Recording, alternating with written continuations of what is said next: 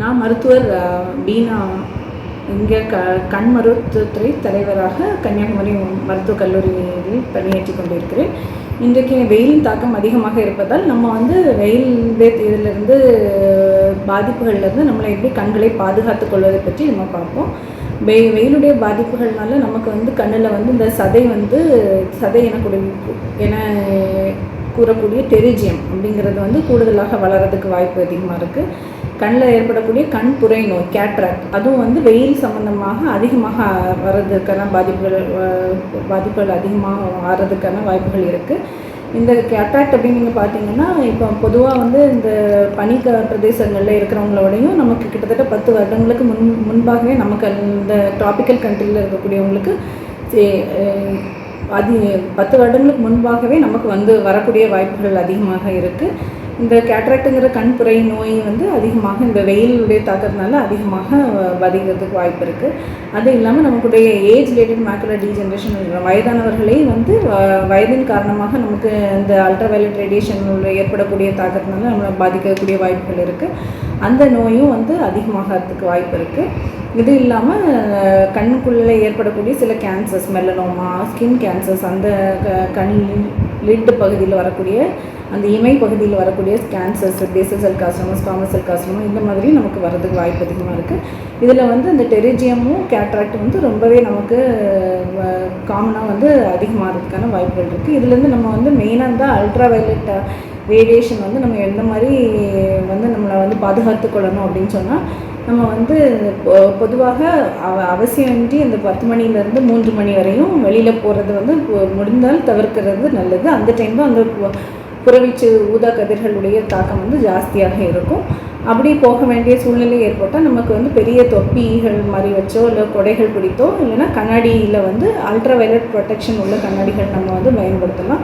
அது ஏயும் பியும் ப்ரொடெக்ட் பண்ணக்கூடியதாக இருக்குது. பழைய கண்ணாடிகள் கண்ணாடியில் செய்ததோடையும் இப்போ இந்த பிளாஸ்டிக்கில் வரக்கூடியது சில மெட்டீரியலில் இன்பில்ட்டாகவே அந்த கண்களை பாதுகாக்கக்கூடிய அல்ட்ராவயலட் ஏ பி ரெண்டையுமே தடுக்கக்கூடிய சக்தி வாய்ந்ததாக இருக்கும். அந்த மாதிரி சக்தி வாய்ந்த வகை இல்லாத மெட்டீரியலாக இருக்க பட்சத்தில் அதுக்கு நம்ம அடிஷ்னலாக அந்த கோட்டிங் போட்டு நம்ம வாங்கி பயன்படுத்தலாம்.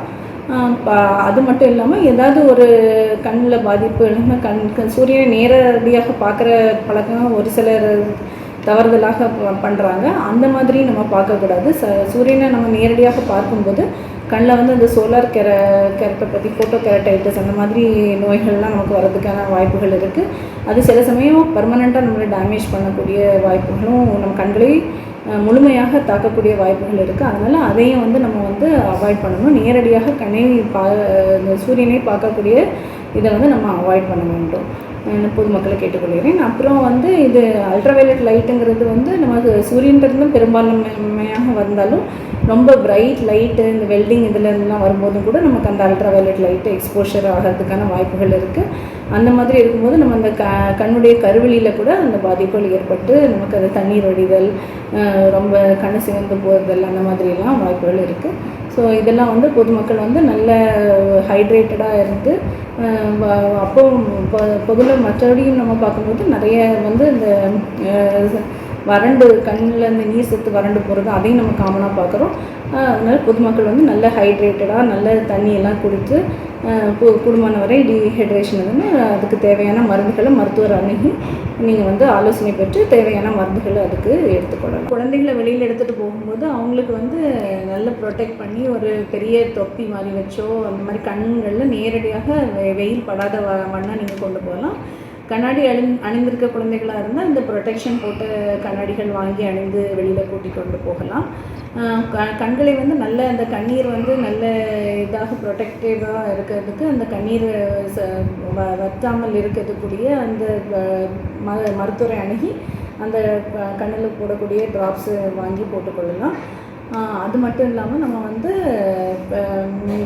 ரொம்ப அதிகமாக வெயில் தாக்கக்கூடிய நேரங்களில் நம்ம வெளியில் போகாமல் இருப்பது நல்லது. அதாவது 10 மணிலேருந்து காலையில் 10 மணிலேருந்து மத்தியானம் 3 மணி வரையும் கூடுமான வரை தவிர்க்கலாம். ஆனால் தவிர்க்க முடியாத காரணத்தில் போகும்போது பெரிய தொப்பிகள், கொடைகள் இல்லை ப்ரொடெக்ஷன் உள்ள கண்ணாடிகள் அணிந்து நம்ம வெளியில் கூட்டிக் கொண்டு செல்லலாம்.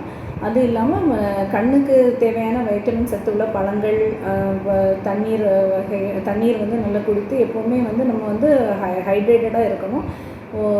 தண்ணீர் சத்து வற்றி போய் அந்த இதில் இல்லாமல் நம்ம வந்து நல்லா வந்து தண்ணீரை வந்து அதிகமான அளவு குடித்து தேவையான பழங்கள், ஜூஸ்கள் அந்த மாதிரி நம்ம வந்து குடிக்கலாம். அந்த இயற்கை சத்து உள்ள பழங்கள் வந்து நல்லாவே விட்டமின் பி, சி எல்லாமே நமக்கு வந்து தரதுக்கு வாய்ப்பு இருக்குது.